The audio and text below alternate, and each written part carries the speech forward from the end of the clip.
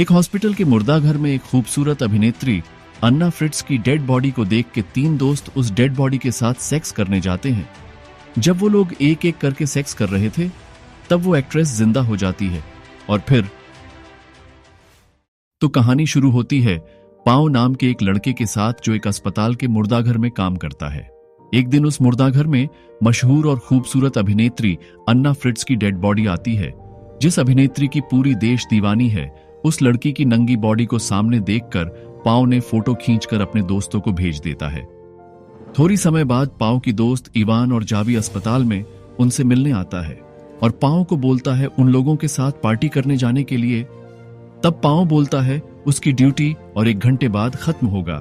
फिर बातों बातों में इवान पाओ को बोलता है एक्ट्रेस अन्ना फ्रिट्ज की बॉडी को दिखाने के लिए। फिर पाओ इवान और जावी को लेकर मुर्दाघर की तरफ जाने लगता है और जाते जाते पाओ इवान को बोलता है एक बार देख के चले जाने के लिए, नहीं तो उसकी नौकरी खतरे में पड़ सकती है। फिर तीनों एक कमरे में घुसता है जहां पे चारों तरफ मृत शरीर रखा हुआ था। उसके बाद पाओ ने मजाक करते हुए एक मृत शरीर के पास जाके बोलता है देखो यह है अन्ना फ्रिट्ज। फिर वो जब चादर हटाता है तो इवान और जावी देखता है कि एक बूढ़ी औरत का शरीर। फिर पाओ फाइनली अन्ना फ्रिट्ज की मृत शरीर के मुंह से चादर हटाता है, पर इवान अपने आप को रोक नहीं पाया, उसने पूरी चादर हटा देता है। उसके बाद इवान ने अन्ना फ्रिट्ज की बॉडी को टच करने लगता है और जावी को बोलता है टच करने के लिए, पर जावी थोड़ा घबराने लगता है। तब इवान जबरदस्ती जावी के हाथ को पकड़ के टच करवा देता है। फिर इवान ने पाओ को पूछा कि वो कभी इस तरह की सुंदर लड़की की डेड बॉडी के साथ सेक्स किया है। पाओ बोलता है हाँ, उसने एक बार एक हॉट लड़की की डेड बॉडी के साथ सेक्स किया था। फिर पाओ ने अपने फोन में से उस लड़की की फोटो इवान और जावी को दिखाते हैं। फिर इवान ने पाओ और जावी को बोलता है क्यों ना हम लोग अन्ना फ्रिट्ज की डेड बॉडी के साथ सेक्स करें।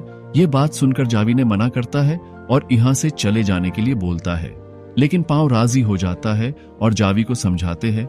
फिर जावी को लेके एक अलग कमरे में चले जाते हैं। इधर इवान अन्ना की बॉडी के साथ सेक्स करने लगता है। फिर हो जाने के बाद पाओ को भेजता है। फिर पाओ ने जब सेक्स कर रहा होता है तभी अन्ना फ्रिट्ज जिंदा हो जाती है और उनकी आंख खुल जाती है, पर नेशा के कारण पाओ को शुरू में पता नहीं चलता है। फिर जब पता चलता है तब वो टेबल से गिर जाता है और चिल्लाने लगता है। तब इवान और जावी पाओ की आवाज सुन के दौड़ के वहां पे आ जाते हैं और फिर पाओ बोलता है अन्ना जिंदा हो चुकी है। उसके बाद जावी अन्ना के पास जाता है और अन्ना को पानी पिलाता है। फिर ड्रेसिंग रूम से एक ड्रेस लाके अन्ना को पहना देता है। उसके बाद अन्ना बोलती है उसको पता है कि पाओ और इवान ने उसके साथ क्या किया है। जब अन्ना बोल रही होती है तभी वो लोगों को किसी की इस तरफ आने की आवाज आती है। तभी वो तीनों अन्ना के ऊपर चादर डाल के एक स्ट्रेचर के नीचे छिप जाता है और देखता है एक आदमी और एक डेड बॉडी रखने आया है। तभी अन्ना कोशिश करती है उनको बुलाने की, पर वो फेल हो जाती है और वो आदमी कमरे की लाइट बंद करके गेट बंद करके चला जाता है। इधर अन्ना अपने आप उठ नहीं पा रही थी क्योंकि वो अभी अभी मौत से वापस आई है, इसके लिए उसका हाथ पैर सब बेजान थी। फिर हम लोग देखते हैं इवान पाओ और जावी को एक अलग कमरे में ले जाके बोलता है कि अगर अन्ना बाहर चली जाती है तो वो सबको बता देगी कि हम लोग उसके साथ रेप किया है। इसीलिए इवान अन्ना फ्रिट्ज को मारने की बात करता है, पर जावी उसका साथ देने से मना करता है क्योंकि वो नहीं चाहते इवान अन्ना की हत्या करे। पर इवान जबरदस्ती अन्ना को मरने जाता है। तब जावी उसको रोकने की कोशिश करता है। तब इवान जावी को गुस्से में आकर बहुत मारता है। फिर पाओ इवान को रोक लेता है और देखता है जावी की माथे से बहुत खून निकल रहा है। इवान को भी एहसास होता है और वो और पाओ मिलकर जावी और अन्ना को ड्रेसिंग रूम में ले जाता है। उसके बाद पाओ और इवान बाहर आके फ्लोर पे खून साफ करने लगता है। फिर जब वापस ड्रेसिंग रूम जाता है देखता है जावी की हालत बहुत खराब है।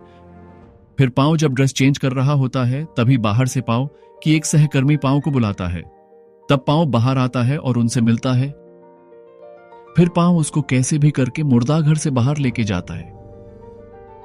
इसके बाद पाओ जब वापस आता है देखता है जावी मर चुका है। फिर इवान पाओ को मनाने लगता है कि अगर हमारी बाकी जिंदगी अच्छी से गुजरनी है तो अन्ना फ्रिट्ज को मारनी पड़ेगी। और इधर अन्ना स्ट्रेचर से उतर के जावी की जेब से फोन निकाल के अपने पिता को कॉल करने लगती है और तभी इवान और पाओ आ जाता है और इवान अन्ना की हाथ से फोन छीन के कॉल काट देता है। उसके बाद अन्ना को फिर से स्ट्रेचर पे सुला के दूसरी जगह ले जाने लगता है। तभी इवान की पॉकेट में फोन की रिंग बजने लगती है। फिर इवान देखता है उसी नंबर से कॉल आया है जिस नंबर से अन्ना अपने पिता को कॉल करी थी। फिर इवान जब कॉल उठाता है तभी अन्ना हेल्प हेल्प बोल के चिल्लाने लगती है। तब पांव उसकी मुंह पे हाथ रख के अन्ना की मुंह बंद कर देता है। इसके बाद इवान गलत नंबर बोलकर कॉल काट देता है। फिर इवान अन्ना को जोर से थप्पड़ मारता है। तब अन्ना बोलती है तुम्हें इसकी सजा जरूर मिलेगी। तब इवान बोलता है तुम कुछ भी बोल लो, हम तुम्हें अभी मरने वाले हैं। और फिर इवान एक कंटेनर लाने बाहर चले जाता है ताकि वो अपने दोस्त जावी की डेड बॉडी को छिपा के ले जा सके। फिर इवान की जाने के बाद पांव अन्ना की हाथ पैर बंधने लगता है। तब अन्ना पांव को बोलती है तुम इवान के साथ मत दो, वो एक शैतान है, उसने तुम्हारी दोस्त जाभी को मारा है। तब पांव बोलता है हाँ, पर वो तो एक एक्सीडेंट था। तब अन्ना बोलती है नहीं, तुम जब बाहर गए थे तब भी जाभी जिंदा था। फिर इवान ने उसकी गला घोंटकर जाभी को मार दिया था। फिर पांव थोड़ा सोचने लगता है और फिर अन्ना की मुंह पर टेप लगा देता है और वहां से चला जाता है। उसके बाद पांव जब जाभी की खून साफ कर रहा होता है तब अन्ना अपने हाथ और पैरों की गांठों को खोलकर भगने की कोशिश करती है। फिर इवान कंटेनर लाके देखता है अन्ना स्ट्रेचर पे नहीं है। फिर पांव के पास आके पांव को बोलता है अन्ना भाग चुकी है और फिर दोनों मिलके अन्ना को ढूंढने लगता है। इधर अन्ना स्क्रॉल करते हुए लिफ्ट में पहुंच चुकी है।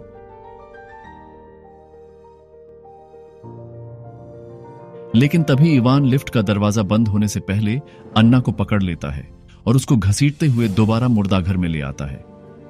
उसके बाद पांव इवान को बोलता है मैं जानता हूं कि तुमने ही हमारा दोस्त जाभी को मारा है। तब यह बात सुनकर इवान थोड़ा घबरा जाता है और बोलता है लेकिन वो तो एक एक्सीडेंट था। तब पांव बोलता है नहीं, तुमने जाभी की गला घोट के मारा है।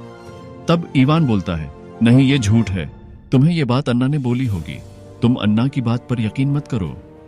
उसके बाद इवान और पांव सोचता है कि कैसे अन्ना को मारा जाए कि कोई सबूत ना मिले। तब इवान बोलता है तकिया से इसकी दम घोटकर मार देते हैं। पर वहां पे तकिया ना होने की वजह से पांव ने एक चादर को लपेट के इवान को देता है।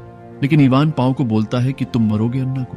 पर पांव अन्ना को मरना नहीं चाहता था, पर इवान नहीं चाह रहा था कि वो खुद इस अपराध की जिम्मेदार बने। इसलिए वो जबरदस्ती पांव के हाथ में कपड़ा रख के अन्ना की मुंह पर पकड़ के रखता है।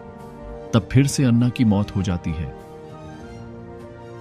उसके बाद दोनों मिलके अन्ना की बॉडी को स्ट्रेचर पे रख देते हैं और अपने दोस्त जाभी की बॉडी को उस कंटेनर पर डाल देते हैं। फिर इवान उस कंटेनर को लेके चले जाता है और पांव अन्ना की बॉडी को साफ करने लगता है।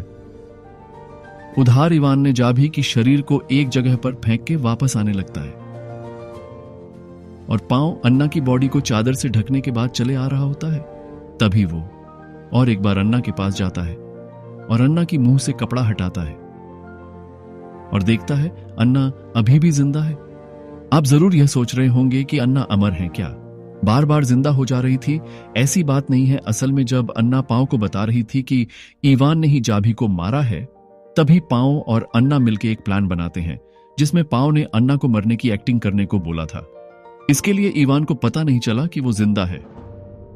उसके बाद इवान आ जाता है। फिर उसने भी आखिरी बार चेक करते हैं कि अन्ना सच में मरी है कि नहीं। उसके बाद दोनों दोस्त मुर्दाघर को बंद करके जाने ही वाले थे। तभी इवान अपना पर्स चेक करता है और देखता है उसका आईडी कार्ड नहीं है। तब वो वापस मुर्दाघर के अंदर जाता है और देखता है अन्ना ड्रेसिंग रूम से ड्रेस पहन के निकल रही थी और तब इवान को पता चल जाता है कि अन्ना अभी भी जिंदा थी। उसके बाद इवान पांव के ऊपर काफी गुस्सा हो जाता है और पांव का गला घोंटने लगता है और फिर पांव को फ्लोर पे फेंक देता है। तभी पीछे से आके अन्ना फ्रिट्स ने एक कैंची इवान की गला में घुसा देती है और थोड़ी देर बाद इवान की मौत हो जाती है। उसके बाद पांव बोलता है ये तुमने क्या किया, ऐसा तो प्लान में नहीं था। तभी अन्ना ने पांव की पेट में भी कैंची घुसा देती है और बार बार कैंची घुसाने के बाद पांव का भी मौत हो जाती है और इसी के साथ फिल्म का अंत हो जाता है।